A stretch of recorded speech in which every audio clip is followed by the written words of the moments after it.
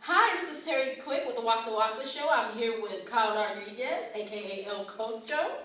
How are you doing today? I'm doing pretty good, doing really good today. Very good day so far. Had a great day at work, good sparring session, great training with my coach and my teammates. Yeah, doing pretty good. How did you get into the sport? Well, that's pretty much been a long time coming. First things first, got bullied in school growing up. I remember that. It was like one of those things that just kind of got me started. You know, I was always a smaller guy. I looked weaker. I was always quiet. My mom said I am too nice, actually. She actually told my coach that directly. But anyway, there was always these kids always mess with me and stuff all the time. So she told me what I have to do is, when they come out one day, and they like, if I see them coming, I gotta run right at them, and I have to scream. No matter what you do, scream. You can grab one of them, grab one of them. And that's pretty much how it started. Growing up, played soccer, rugby, football, basketball, and nothing really did it for me. And until I found BJJ first, Brazilian Jiu-Jitsu, then boxing, and then kickboxing and Muay Thai, and I was hooked. The first day I was hooked.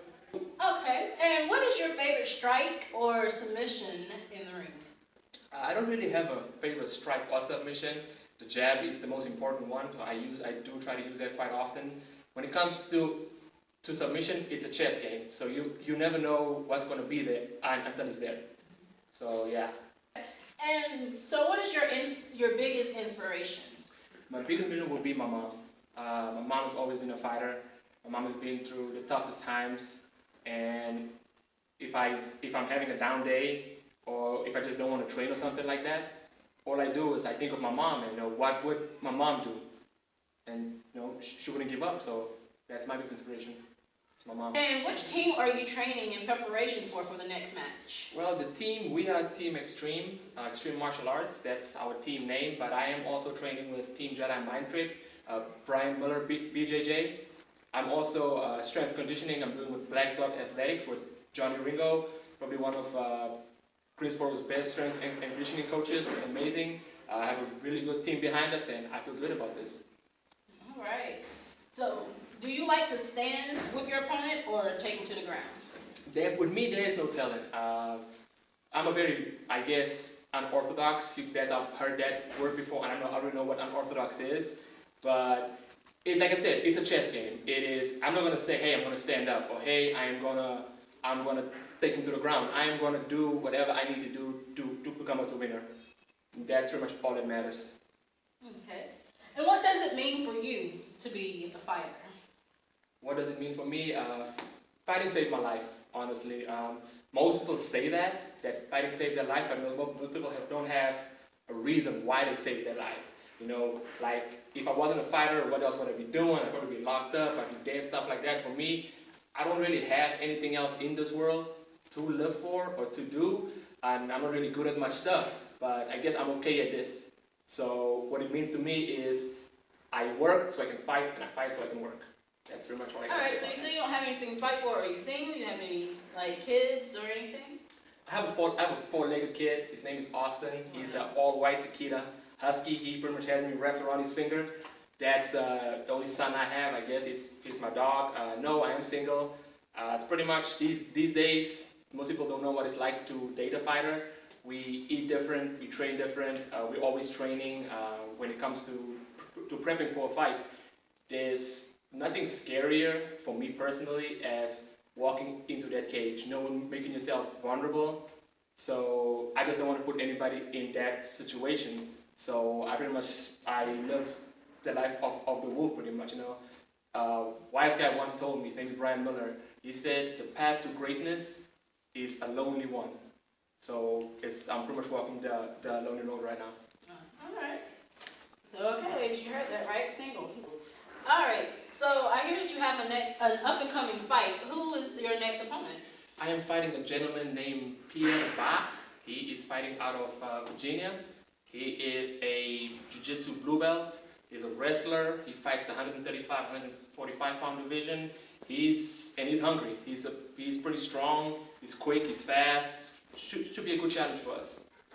All right. And do you see any holes in the next fight?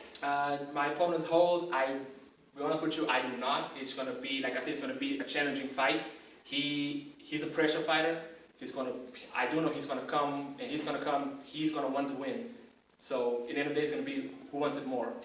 So, any holes I'm seeing, I'm gonna have to create those holes.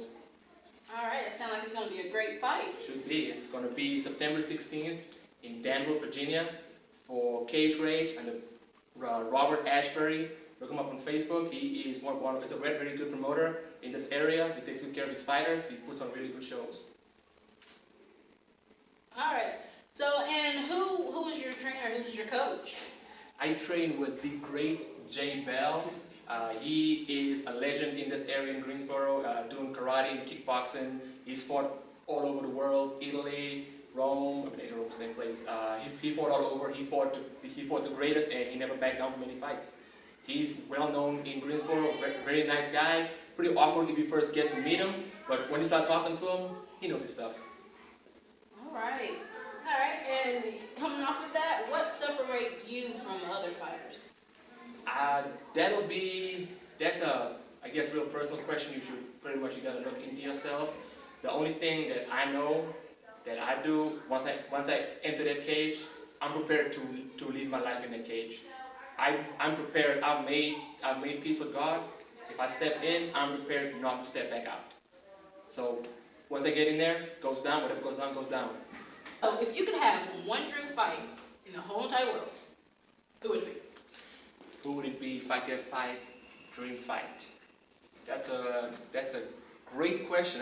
There's several greats out there, but if I can go toe-to-toe with the great Anderson Silva, it will be a great honor. I will probably get demolished and destroyed because he's so good at everything he does. But I look up to him. I've watched him ever since the Pride days, so it'll probably be Anderson Silva. That's my guy. It'll be in the 185-pound division because he won't make 145. That's what I would like to scrap with. Even if it's just BJJ, I'll still do it. Silva, if you're watching, let's do this. All right. Sounds like a challenge. You hear that? What would you want to be remembered for? Ooh, deep question again. Like before, one of the things that I'm working on right now is I took some time, became healthy, taking better care of myself. I want to be known as the fighter that shows up, that will show up, that whenever they call me up, I'm going to be there. And the fighter that brings it and put on an interesting fight. I want to put on a good show for everybody out there. Everybody out there loves the sport, they love to watch good fighters, and that's my goal moving forward. My fights before, I'm going to leave those in the past. Whatever happened before is going to be in the past. Moving forward, I just want to be known as an exciting fighter to watch.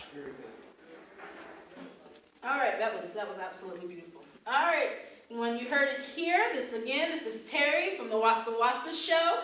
Hear a word from our sponsors. Make sure you guys stay tuned.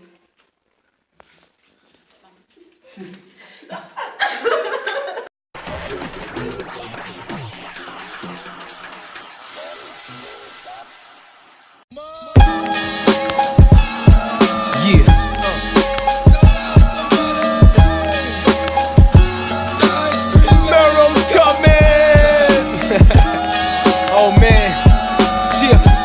Can y'all tell I'm in my zone yet? Can y'all tell? Can y'all tell I'm in my zone yet? Yo, Mike, turn me up. Strong Island, I got you. Hey, yo, Merrill was the name and it been hot.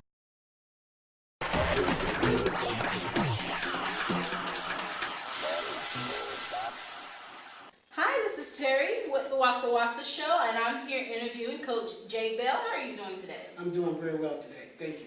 All right, we're going to go ahead and jump right into it. So, what is one of your opinions on one of your fighters, El Cocho, and what is some of the plans for him in the near future? I'm very proud to coach Kyle Rodriquez. He's very smart. He's very intelligent and smart, and he works very hard, and he's extremely coachable. That's why I'm really proud to work with this young man. We do have plans for him to go out and fight the top, especially this year. 145 and win a few belts in different divisions and different promoters. But we're looking forward to competition and to do our talking in the cage. Basically, that's it. All right. We can't wait to see some of his up-and-coming fights. All right. So, On average, how many fighters are you training currently? 7. Okay. All right. And how many years have you been coaching? Wow. I would say since 1970, 79, 80, something like that. Okay? Long time. A long time. So, what made you want to get into coaching?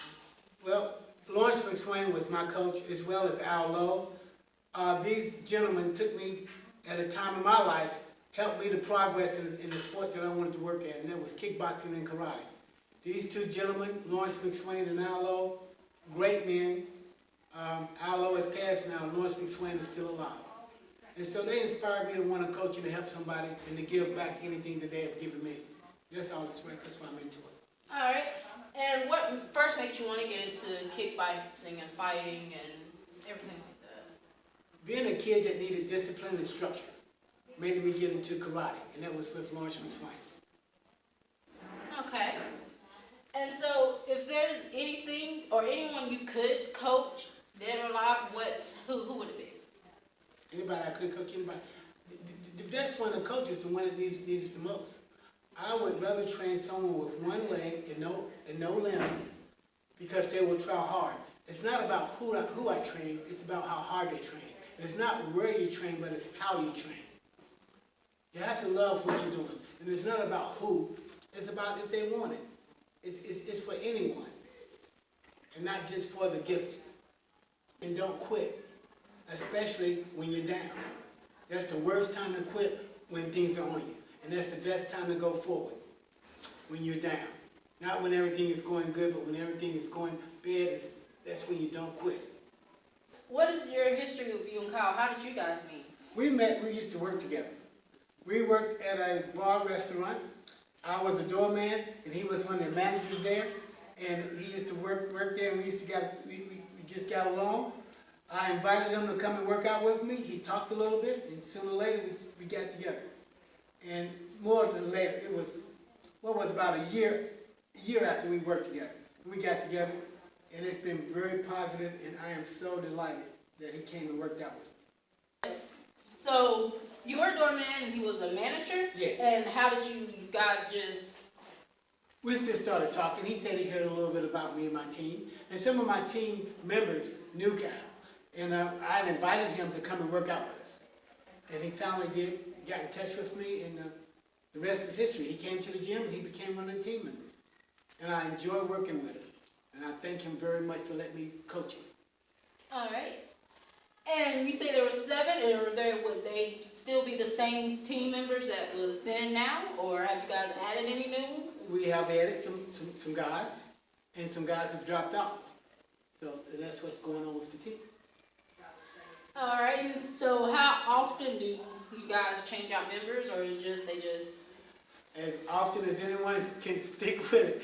It's a short-term sport because it's hard, because taking kicks and strikes and submission is a hard thing to compete with, especially in MMA. So you say that it's a short term. Would it be because it's like you said, it's very strenuous? Yes, it is. About average, how long would an MMA fighter keep fighting? Anywhere between 3 and 5 years. And if they're good enough, they'll go anywhere from 5 to 10. But 10 is at the most that I've seen. So, and how long have Kyle been on your team? About a year. You say he's been working or been with you for about a year? Yes. Where do you see him going in about maybe the next 2, 3? As high as he want to take it. He is really that gifted, and he's that committed. So as high as he wanted to go as far as into not only championship rounds, but into pro. And when he goes pro, I think he'll make a very good pro fighter in MMA. He's very committed, and he concentrates very well. And like I said, one of the greatest things I love about him is that he's coachable. That's rare. Not everybody can be coached.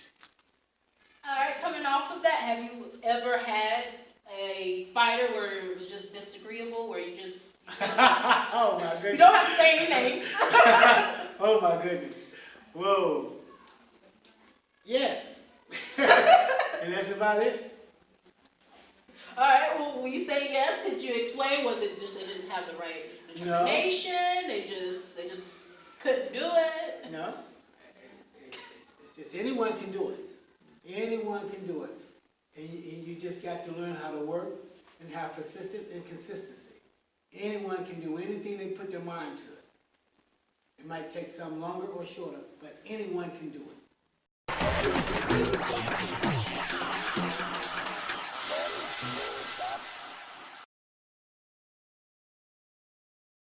No! It can't be true. Usher got herpes. This nigga got a $10 million lawsuit taken out on him for really exposing himself. Damn, Usher. This nigga went from singing to scratch. Give that ghetto D, girl, no limit back. Who that is? Who that burn? What is that? The fucking herpes. And you fucking got it. You disappointed the world. How the fuck you think Michael Jackson the fit? That was your friend. Usher, I told you about wrapping it up. Now you're burning. You need to pop your ass to the clinic. Usher, you listen, and you listen good. Now I want you to go to church. So when you go in there, I want you to grab the preacher. I want you to pull him to the side. I want you to pull him to the side and whip your dick out. And be like, I have a problem. Well, you know I'm on my way down to hear the Lord children. Let's see what we got. Oh, I can't fix that. Or the Lord. All I'm saying is pray for Usher. And let's lie to Brown. And we're back. So we've heard about your coaching career and how you coach Kyle. Could you give us a little personal detail about yourself? I was coached by Al Lowe and Lawrence McSwain. Al is dead right now, and Lawrence McSwain was one of my best instructors here. He was the judge of Greensboro. He's retired, but he knows all about my past, and he can tell you a lot more about me than I can myself. All right, this concludes our interview. Do you have any last remarks? I'd like to say hi to Jake and Alan Blythe at Crossroads, my good friends, and that's it. All right. Hey, Kyle, come here.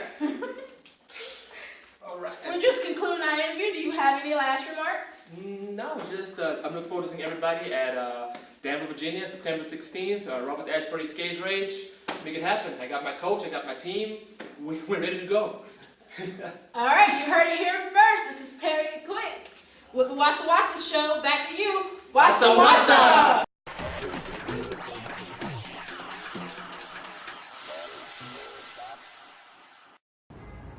Let me tell you something you already know. The world ain't all sunshine and rainbows. It's a very mean and nasty place, and I don't care how tough you are, it will beat you to your knees and keep you there permanently if you let it. You, me, or nobody is gonna hit as hard as life. But it ain't about how hard you hit. It's about how hard you can get hit and keep moving forward. How much you can take and keep moving forward. Yeah.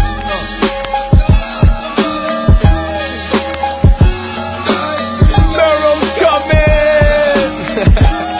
Oh man. Yeah. Can y'all tell I'm in my zone yet? Can y'all tell? Can y'all tell I'm in my zone yet? Yo, Mike, turn me up. Strong Island, I got you. Hey yo, Merrill was the name and it been hot. Soon to be remembered next to Big Pop. And my wristwatch, it don't even tick-tock. Oyster perpetual, flooded with them big rocks.